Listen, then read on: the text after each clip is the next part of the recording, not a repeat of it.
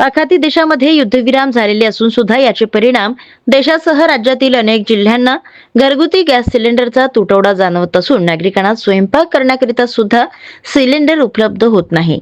प्रशासन म्हणतो की परिस्थिती ही पूर्वपदावर आली असून मात्र भंडाऱ्यामध्ये प्रत्यक्षात पाहिले गेले तर जिल्ह्यातील अनेक गॅस एजन्सीमध्ये गॅस सिलेंडरचा पुरवठा सुरळीतप्रमाणे सुरू आहे. मात्र असे अनेक जिल्ह्यातील एजन्सी धारकाकडून योग्यरित्या गॅस सिलेंडरचे वाटप होत नसल्यामुळे भोंगळ कारभार हा चव्हाट्यावर आलेला आहे आणि त्यामुळे संतप्त झालेल्या नागरिकांनी भंडारा शहरातील खातरोड या परिसरामध्ये एचपी गॅस एजन्सी समोर रास्ता रोको करण्यात आला आणि यावेळी नागरिकांनी घरगुती गॅस सिलेंडर चक्क भंडारा शहरातील राज्यमार्गावर आणून ठेवले आणि यामुळे काही काळ तणावाची परिस्थिती निर्माण झाली होती.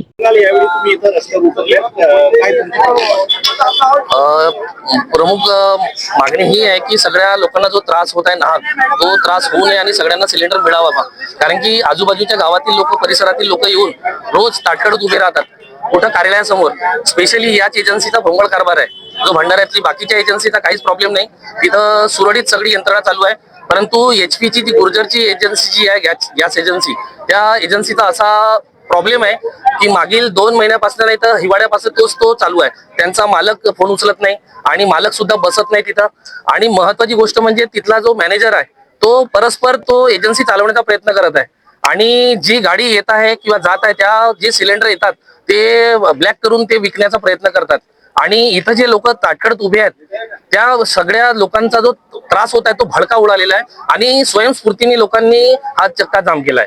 तर फक्त मागणी हीच आहे की युद्धाचा याच्याशी काही देणं घेणं नाहीये.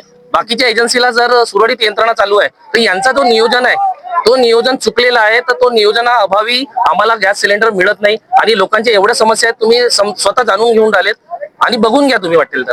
अशापासून आम्ही इथे थांबलेलो आहोत. आम्हाला इमर्जन्सी बाहेर गावी जायचे. या लोकांनी रस्ता रोको केलेला आहे. त्यांची मागणी रास्त आहे, मागणी वाईट असा विषय नाही आहे. मागणी पण योग्य रीतीने असायला पाहिजे. विदाऊट परवानगी रस्ता रोको करून खूप साऱ्या लोकांना इमर्जन्सी आहे. 1.5 तासापासून बसेस थांबलेल्या आहे. पोरांच्या परीक्षा आहेत, त्यांच्याकडून प्रशासनाने योग्य करा, नाहीतर ते बाकीच्या लोकांना कारवाई करायची तुम्ही हे करा, प्रयत्न करा.